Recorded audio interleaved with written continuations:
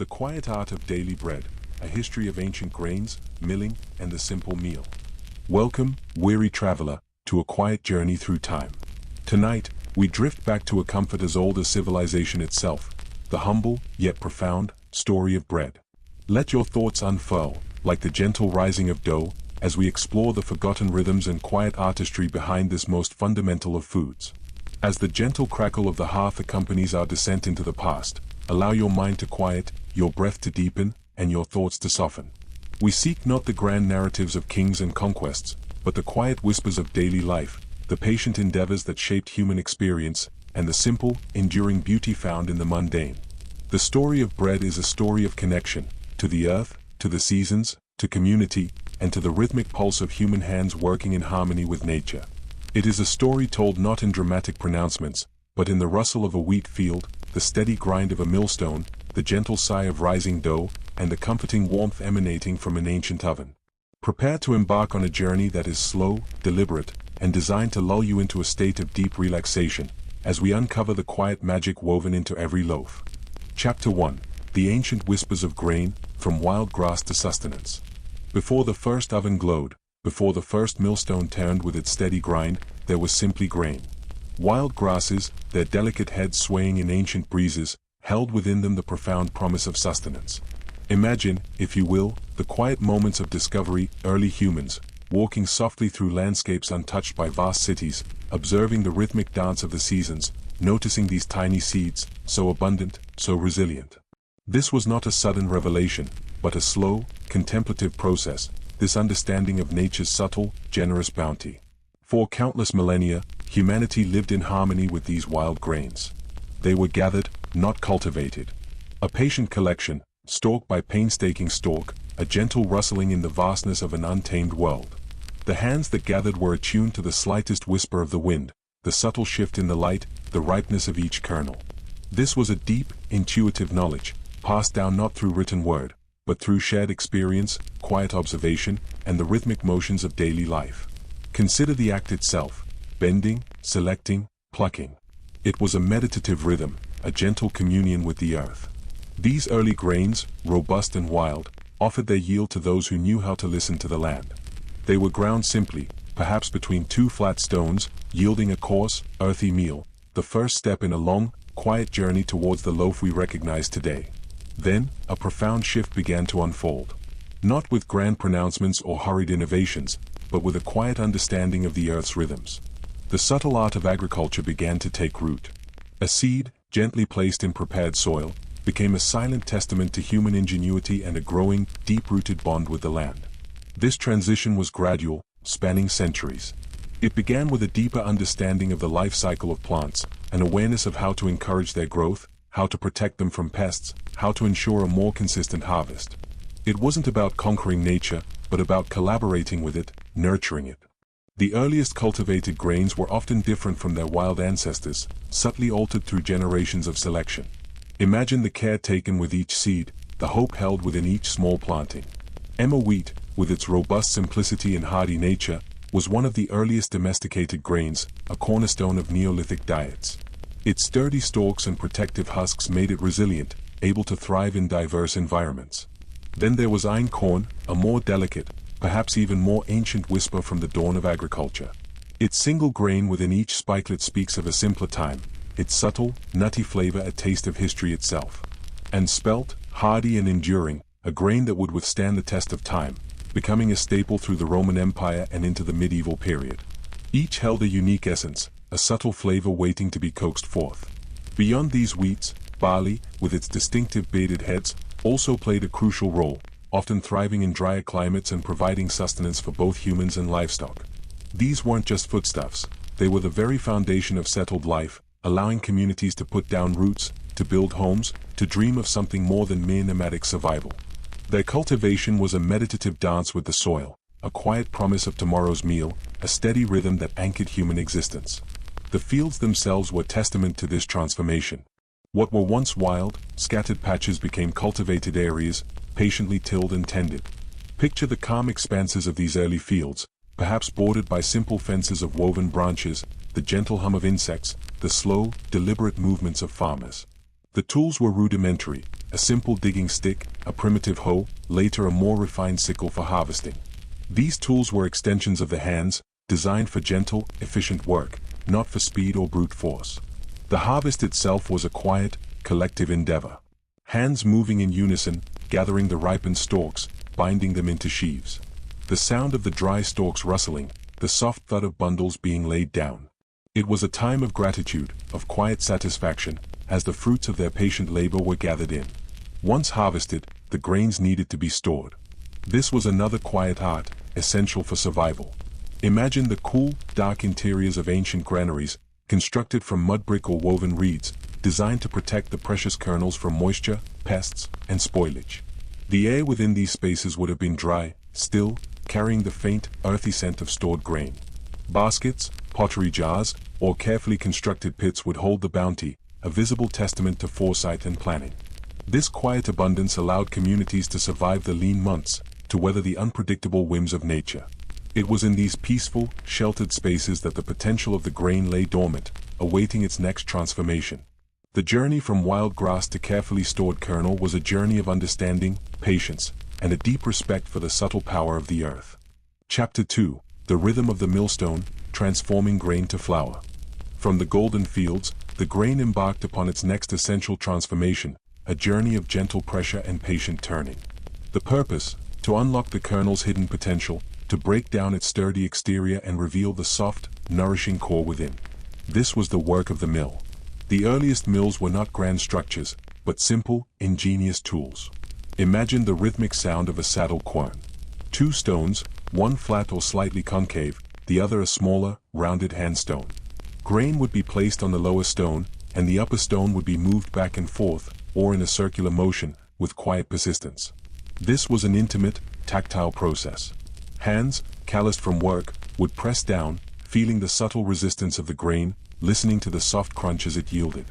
The result was a coarse meal, rich in texture and robust in flavor, retaining all the earthy goodness of the whole kernel. This was not a quick task. It demanded focus, patience, and a deep, sustained rhythm. The quiet, consistent rasping of stone against grain became a familiar backdrop to daily life in ancient households. As communities grew, so too did the scale of this essential task, leading to the development of the rotary quern. This was a significant leap in efficiency, yet it still retained its core simplicity. Two circular stones, one fixed below, the other placed on top, with a central pivot. A handle, often wooden, would be inserted into a hole in the upper stone, allowing for continuous rotation. Grain would be fed into the central opening, and as the top stone turned, it would grind the grain against the lower stone, forcing the resulting flour out from the edges. Imagine the sustained hum of these stones, a steady, almost meditative sound, perhaps accompanied by the soft shuffling of feet and the gentle rhythm of breathing. This was often the work of women, a central part of their household duties, ensuring the daily sustenance of their families. The flour produced was finer, more consistent, a testament to the slow, steady improvement of technology rooted in daily need. With the rise of larger settlements and the growth of empires like Rome, the demand for flour increased exponentially. This led to the development of more sophisticated, communal milling methods. Envision the sturdy, robust Pompeian mills, often found in bakeries throughout the Roman world. These were large, hourglass-shaped millstones, driven by the patient, steady power of animals, often donkeys or mules. The animals would be harnessed to a long wooden beam, slowly circling, their hooves patting softly on the ground, their movements translating into the powerful, continuous rotation of the heavy millstones. The air in these milling houses would have been thick with the scent of grain dust, the rhythmic groan of the turning stones, and the soft snorts of the animals. It was a scene of quiet industry, a testament to the organized effort required to feed a city. The millers, often slaves or freedmen, would oversee this steady process, ensuring a constant supply of flour for the city's bakeries. And then, the harnessing of nature's own gentle forces, the flowing river, the steady wind. The invention of the watermill marked a profound shift, offering a continuous, self-sustaining source of power. Imagine the serene setting of an ancient watermill, a stream or river gently flowing, its current caught by a large wooden wheel, turning slowly, majestically. The constant splash and gurgle of the water, the deep, satisfying creak of the turning gears, the low rumble of the millstones inside. The miller's job shifted from manual labor to oversight, to ensuring the smooth operation of this natural engine. The flour produced by watermills was often of a higher quality, more consistent, and in much larger quantities, leading to a greater abundance of bread for communities.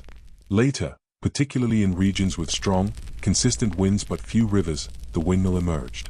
Picture these iconic structures against a vast, calm horizon, their large sails gracefully sweeping the sky. The soft, rhythmic whoosh of the wind as it caught the canvas sails, the slow, persistent turn of the cap, aligning the mill to the breeze. Inside, the massive wooden gears would transfer this power to the millstones, producing a steady stream of flour. The windmill was not just a marvel of engineering, it was a silent sentinel of sustenance, its movements a testament to human ingenuity in harmony with the natural world. Each turn of the sails, each splash of the water wheel, represented another step in the slow, patient transformation of grain into the essential powder. The flour itself, in its varying degrees of fineness, held the promise of countless meals. From coarse, rustic grinds, retaining the earthy texture and all the nutritional goodness of the whole grain, to the silky purity of finer sifts, used for more refined breads. The methods of sifting were often simple, woven sieves made from horsehair or linen, separating the bran from the endosperm. Each type of flour had its own character, its own story to tell. A fine, white flour spoke of careful processing, while a wholemeal flour spoke of a direct, unadulterated connection to the field. Stored in cool, dark places, perhaps in woven sacks made of natural fibers, or in large wooden bins with tight-fitting lids, the flour lay dormant, a silent reserve, waiting for its next, most magical, awakening. The very air in these storage rooms would carry the faint, sweet, starchy scent of flour, a comforting aroma of provision and preparedness. This transformation from hard kernel to soft powder was not just a physical change, it was a profound act of liberation, making the hidden energy of the grain accessible, ready to be imbued with new life. Chapter 3: The Alchemy of Dough, Water, Yeast, and Time. Now, the flour, having completed its journey from grain to powder, meets its destiny. A simple communion of elements, each playing a vital, silent role: flour, water, a touch of salt, and the quiet magic of yeast. This is where true alchemy begins, transforming inert ingredients into a living, breathing mass. Imagine the hands, perhaps dusted white with flour, gently coaxing life into the dry powder. Water, cool and clear, poured slowly, deliberately, into the center of a mound of flour. The initial mixing is a meditative process. Fingers slowly bringing the flour and water together, feeling the subtle resistance as the mixture transforms from a crumbly mass to a shaggy, cohesive dough. There is no rush, only the gentle merging of elements, each finding its place. The dough, at this stage, is rough, unformed, but holds the promise of something more. And then, the invisible force, yeast. 4 millennia before its scientific discovery, yeast was simply the leaven, a mysterious, benevolent spirit that animated the dough. It was found naturally in the air, on the skins of fruits, or carried over from a previous batch of dough. The earliest forms of leavening were likely wild yeasts captured in a sourdough starter, a mixture of flour and water left to ferment naturally, cultivating the invisible microorganisms. Imagine the gentle bubbling of such a starter, a quiet hum of unseen life, radiating a faint, sweet-sour aroma. This was a living tradition, a continuity of life passed from one day's baking to the next. Yeast begins its work silently, patiently, consuming the sugars in the flour and releasing tiny bubbles of carbon dioxide. These bubbles, trapped within the elastic network of the dough, slowly, almost imperceptibly, expand, causing the dough to rise. This is a process of waiting, of trust in unseen forces, a lesson in surrendering to nature's gentle pace. The dough, nestled in a warm, quiet corner, perhaps covered with a linen cloth, slowly breathes, expands, transforms. It feels alive beneath the cloth, subtly growing, preparing for its final form. The kneading, this is arguably the most intimate and rhythmic part of the bread-making process. It is a dance of hands and dough, a repetitive, almost hypnotic motion. Push, fold, turn. Push, fold, turn. Hands pressing down, stretching, then folding the dough back upon itself, over and over again. Each movement serves a purpose: to develop the gluten, the protein network within the flour that gives bread its structure and chewiness. As the kneading continues, the dough slowly transforms from a sticky, unwieldy mass to a smooth, elastic, resilient ball. The resistance lessens, the texture becomes silken. This is a physical meditation, a deep connection to generations past, hands performing the same ancient ritual, shaping not just dough, but a sense of continuity. The soft thud of dough against a wooden surface, the faint sound of hands working the resilient mass. These sounds become part of the quiet symphony of the kitchen. Salt, often just a pinch, is added not only for flavor but also to regulate the yeast activity and strengthen the gluten. It is a subtle but essential element, balancing the sweetness of the flour and the tang of the yeast. These are the moments of quiet anticipation. The simple beauty of the ingredients, each playing its part, transformed by the patient hand and the invisible work of nature. Once kneaded, the dough embarks on its first rise, or bulk fermentation. This is a period of quiet rest. The dough is placed in a clean, lightly oiled bowl, covered, and left in a warm, undisturbed place. Here, the yeast continues its slow, steady work, filling the dough with air, developing its flavor. Imagine the dough expanding gently, doubling in size, a silent testament to the life within. This resting period is crucial, it cannot be rushed. It teaches patience and a respect for natural processes. After its initial rise, the dough is gently degassed, carefully punched down to release some of the larger air pockets. This prepares it for shaping. The gentle shaping of the dough is another tactile, calming process. Hands, still dusted with flour, coax the dough into its final form: a round, rustic loaf, a flatbread flattened with gentle pressure, a baguette rolled with careful precision, or a simple braid, each strand interwoven with care. There's an artistry in these simple shapes, a quiet beauty in the way the dough responds to the hands. It's a moment of deliberate creation, transforming a shapeless mass into a defined, beautiful object, ready for its final journey. Finally, the shaped dough embarks on its second rise, or proofing. This is a more delicate rise, allowing the final structure to set. The shaped loaves are placed on baking sheets or in baskets, again covered, and left to rest in a warm, humid environment. They swell gently, slowly, becoming light and airy. This period of final preparation is crucial for the texture and crumb of the finished bread. It is a quiet waiting, a testament to patience, knowing that the most profound transformations often require time, stillness, and an unwavering trust in the process. The dough, now plump and ready, breathes quietly under its cloth, filled with the promise of warmth and nourishment. Chapter 4: The Embrace of the Hearth, Baking and Transformation. The moment arrives. The dough, now plump and ready, having quietly proofed, enters the embrace of the hearth. This is the culmination of hours, sometimes days, of patient work and waiting. The ancient oven, preheated by careful hands and a steady fire, offers its steady, comforting warmth. This heat is not harsh or aggressive, it is an enveloping embrace, a transformative force. Imagine the quiet preparation, the fire carefully tended, its embers glowing with a deep, consistent heat, radiating out from the stone or clay walls of the oven. Perhaps a wooden peel, long and smooth, waits patiently. With a gentle slide, the loaf finds its place, nestled in the heart of the heat, sometimes directly on the hot stone floor of the oven, sometimes in a clay pot. There is a soft sizzle as the moist dough meets the intense dry heat. Here, a silent alchemy unfolds. The warmth permeates the dough, triggering the final, most dramatic, yet utterly serene, transformation. This is what bakers call oven spring. The yeast, in its final burst of activity before being deactivated by the heat, creates one last surge of gas, causing the dough to expand rapidly. The crust begins to set, while the interior continues to expand, resulting in a beautiful, airy crumb. The surface begins to change, deepening in color, from pale cream to golden amber, then to a rich, inviting brown. This browning, known as the Maillard reaction, is responsible for the complex, enticing aromas and flavors that make baked bread so irresistible.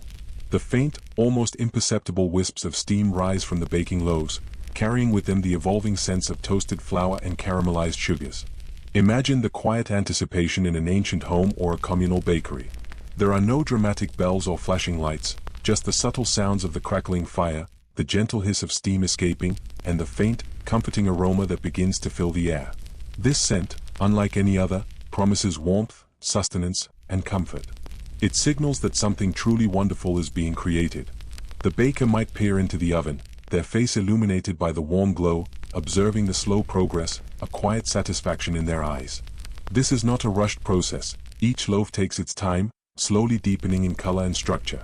The heat ensures that the starches within the dough undergo gelatinization, giving the bread its soft, tender crumb, while the proteins denature, creating the resilient structure. And then, the quiet triumph. The bread, now fully baked, emerges from the oven. The golden brown crust, sometimes crisp and crackling, sometimes soft and yielding, radiates warmth. The interior, light and airy, is a testament to the patient work of the yeast and the skillful hands of the baker.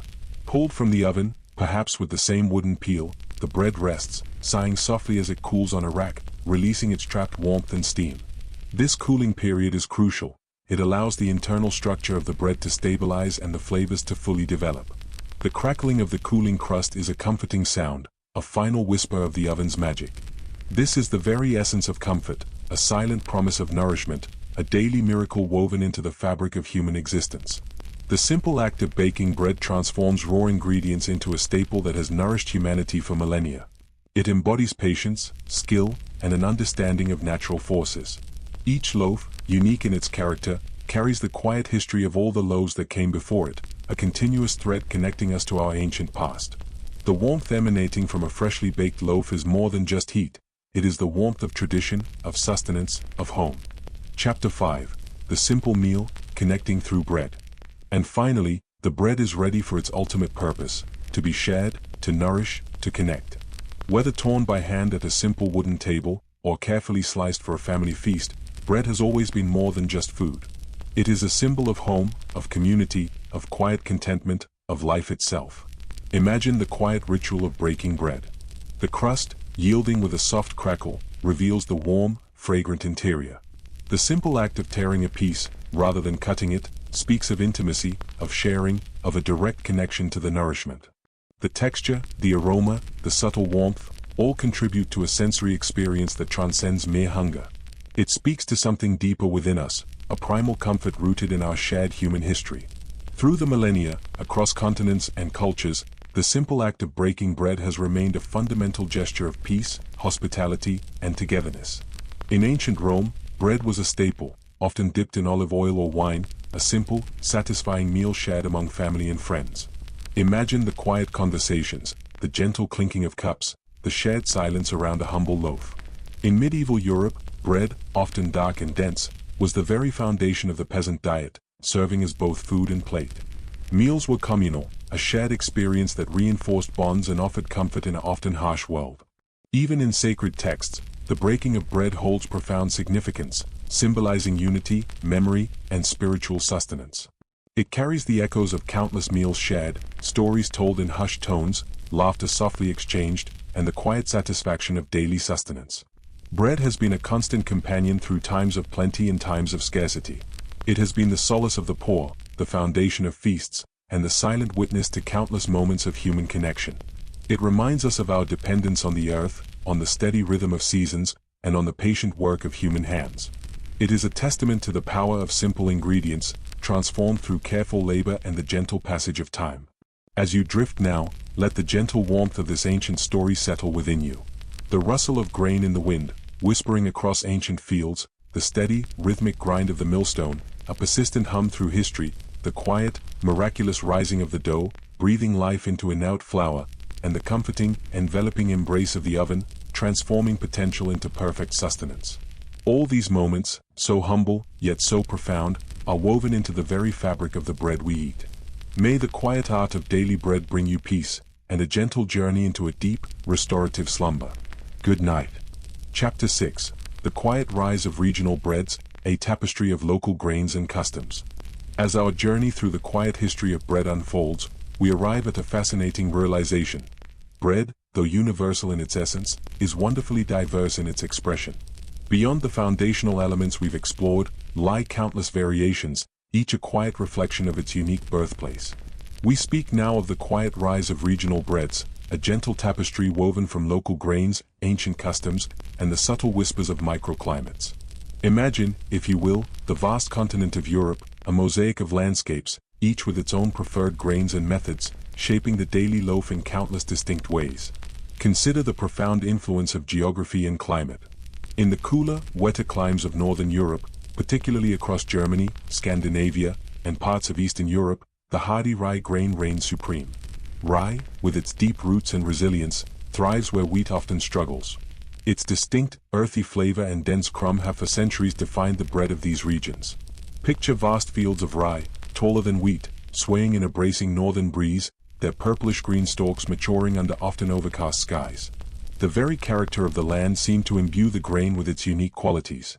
Rye breads, from the dark, robust pumpernickel of Germany to the sour, dense loaves of Nordic countries, tell a story of endurance, of practical nourishment, and of a deep connection to the earth's more challenging terrains. These breads often require longer fermentation, sometimes days, a testament to the quiet patience required to coax their full flavor forth. Their solidity meant they kept well, sustaining travelers and workers through long, cold days. Moving south, to the sun-drenched landscapes of the Mediterranean, Italy, Greece, the Iberian Peninsula, Durham wheat took center stage. This hard wheat, with its golden hue and high protein content, is perfectly suited to the intense sunshine and drier conditions. It yields a flour with a unique elasticity, ideal for creating breads with a chewier texture and a richer color, hinting at the golden sun that ripened the grain. Think of the rustic, open-crumbed breads of Italy, like pane casareccio, often made with a sourdough starter that gives them a subtle tang and remarkable keeping qualities. Or the crisp, airy ciabatta, with its characteristic irregular holes, perfect for soaking up olive oil. These breads speak of a different rhythm of life, one intertwined with the warmth of the sun, the bounty of the olive groves, and the vibrant flavors of Mediterranean cooking. Their textures often invite tearing, a communal act around a table laden with simple, fresh ingredients. Then there are the Celtic lands, Ireland, Scotland, parts of England and Wales, where oats and barley often shared prominence with wheat. In these often damp, misty regions, oats provided a reliable crop, particularly in poorer soils.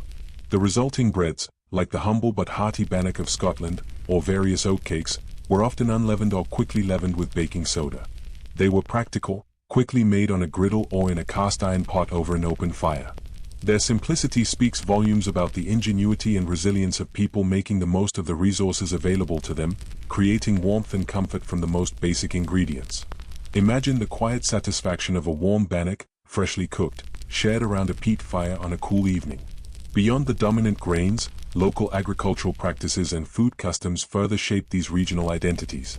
In France, the focus on fine wheat flour led to the iconic baguette, a bread of sophisticated simplicity, with its crisp crust and airy interior. Its rapid consumption, often within hours of baking, reflects a different cultural relationship with bread, one of daily freshness and impromptu enjoyment. The very sound of a baguette's crackling crust is a gentle symphony of French culinary life. In the German-speaking lands, the tradition of blending flours, often a combination of rye and wheat, created an astonishing variety of dark, flavorful breads, many leavened with a robust sourdough. The names alone tell a story: Vollkornbrot, whole grain bread, Mischbrot, mixed bread, each reflecting precise ratios and long, slow fermentation. These breads are deeply rooted in the concept of brotzeit, a simple meal centered around bread, cheese, and cured meats, a quiet, grounding ritual. Even the additions to bread were deeply regional. In Italy, the inclusion of olives, sun-dried tomatoes, or rosemary speaks of the surrounding landscape and its bounty. In Northern Europe, the subtle warmth of caraway seeds or the sweetness of anise might be found, echoing local spice traditions. Each ingredient, carefully chosen, became a silent marker of origin, a subtle clue to the environment that nurtured it. The shape of the bread itself often held meaning. The long, slender baguette, easy to carry from the boulangerie. The large, round loaves, common in many European countries, designed for sharing and for keeping well, their ample crust protecting the soft interior. The flatbreads of the Mediterranean and Middle East, reflecting ancient cooking methods on hot stones or in simple clay ovens, ideal for scooping, dipping, and wrapping. These shapes weren't arbitrary, they were born from practical needs, from the type of flour, the method of baking, and the way the bread would be consumed. These regional variations are not merely culinary curiosities, they are living testaments to the quiet ingenuity of people adapting to their environment, making the most of what the earth provided. They speak of a time when food was deeply local, intimately connected to the soil beneath one's feet. The journey from a field of local grain to a distinctive regional loaf was a slow, deliberate one, imbued with tradition and passed down through generations. It was a rhythm of life dictated by the seasons, by the specific characteristics of the land, and by the cumulative wisdom of countless anonymous bakers. As we gently survey this rich tapestry of regional breads, allow yourself to imagine the subtle aromas, the unique textures, the quiet stories embedded in each loaf. From the hearty tang of rye bread shared in a snowy village, to the light crispness of a baguette enjoyed on a bustling Parisian street, each bread carries the quiet essence of its home, a comforting reminder of the endless variations on a timeless theme. It's a testament to the quiet artistry of humanity, transforming simple grains into sustenance that speaks of place, history, and the gentle rhythms of daily life. Chapter 7. Bread in the Shadows, Forgotten Loaves, Rituals, and Superstitions. As we continue our gentle exploration of bread's quiet history, we now step into the shadows, into the less trodden paths where bread was not merely sustenance, but something more profound. Tonight, we uncover the stories of forgotten loaves, ancient rituals, and the quiet superstitions that once wove themselves inextricably into the very fabric of daily baking. These are the whispers of forgotten beliefs, the echoes of practices that speak to humanity's deep reverence for this most fundamental food. For millennia, bread held a sacred place, often seen as a gift from the gods, a symbol of life itself. This reverence gave rise to countless rituals and offerings. In ancient civilizations, from Mesopotamia to Egypt, and later in Greece and Rome, bread was a common, humble offering to deities. Imagine a small, carefully baked loaf, perhaps adorned with simple patterns, placed reverently on an altar. Not a grand sacrifice, but a quiet gesture of gratitude, a simple plea for continued bounty. These offerings weren't just for the divine, they were also made to ensure the success of the harvest, the fertility of the fields, or the health of the community. The act of baking, in itself, could be a ritual, accompanied by silent prayers or traditional incantations, ensuring the dough rose well and the bread was blessed. Consider the Roman panis quadratus, a distinctive loaf scored deeply into 4 or 8 sections before baking. This wasn't merely for ease of breaking. Some scholars suggest these divisions may have had symbolic or ritualistic significance, perhaps representing divisions of the city, or simply ensuring a more even bake. Its form was as much a part of its identity as its taste. And then there were the trencher breads of the medieval period, thick, stale slices of bread used as edible plates, absorbing the juices and gravies of the meal. Once the meal was finished, these trenchers were either eaten by the diners themselves, given to the poor, or fed to animals. A humble, practical tool, yet imbued with a quiet dignity, connecting the act of eating directly to the very earth from which the grain sprang. These weren't loaves to be savored for their refined texture, but rather for their utility and the quiet, cyclical economy they represented. Beyond explicit rituals, bread was often imbued with supernatural properties. Across many cultures, it was believed to possess protective powers, warding off evil spirits or bad luck. Imagine the quiet, unassuming act of a baker carefully drawing a cross on the top of a loaf before it entered the oven, not merely for decorative purposes or to aid in rising, but as a silent blessing, a tiny prayer for protection against ill fortune. In some rural European traditions, a small piece of bread might be left on a threshold, or in a specific corner of the home, to ensure the prosperity of the household or to appease mischievous spirits. These were not grand dramatic performances, but rather quiet, everyday gestures, deeply embedded in the rhythm of life, reflecting a pervasive belief in the subtle energies of the world. The superstitions surrounding bread were numerous and varied, often reflecting the anxieties and hopes of agricultural societies. Dropping a loaf was sometimes considered a sign of bad luck. Conversely, finding a dropped loaf might be seen as a blessing. Certain days were deemed more auspicious for baking than others. The very act of kneading might be accompanied by quiet chants or the passing of secret techniques from generation to generation, ensuring the dough's spirit was benevolent. In some regions, especially during times of plague or famine, bread was thought to possess healing properties, or even to offer protection against disease. A small piece might be carried as an amulet, or given to the sick in the hope of recovery. These were the quiet comforts, the silent reassurances in a world where much was unknown. Even the waste of bread was viewed with a profound seriousness, bordering on reverence. To waste bread was considered a sin, an affront to the earth's bounty and the labor that went into its creation. Every crumb was valued, repurposed, or respectfully returned to the earth. This ingrained respect for bread speaks volumes about its centrality to human survival and cultural identity. It was a tangible link to life itself, not to be taken lightly. Consider also the starter or leaven itself, often viewed with a sense of quiet awe. In many traditions, a piece of dough from a previous bake was carefully preserved, a living link to the past, continuously providing the leavening for future loaves. This wasn't just practical, it was symbolic. It represented continuity, the unbroken chain of life, a quiet reassurance that sustenance would always be available. To lose your starter was to lose a part of your culinary lineage, a small piece of your heritage. The act of feeding and nurturing a sourdough starter each day becomes a quiet, almost meditative ritual in itself, a connection to countless generations of bakers who performed the same gentle task. These forgotten loaves and their accompanying beliefs offer us a glimpse into a time when humanity's relationship with its food was far more intimate, far more spiritual. Bread was not simply calories, it was a carrier of meaning, a repository of hope, a symbol of protection, and a deep connection to the seen and unseen forces of the world. It was woven into the fabric of birth, marriage, and death, providing comfort and continuity in life's most profound moments. As we drift deeper into the quietude of this historical tapestry, let these whispers of forgotten beliefs gently settle upon your mind. From the sacred offerings on ancient altars to the humble superstitions of a rustic kitchen, each story of bread in the shadows reminds us of its enduring power, its silent significance, and its quiet, pervasive presence in the human heart. Allow these gentle echoes of belief to soothe your thoughts, guiding you into a deep and peaceful rest.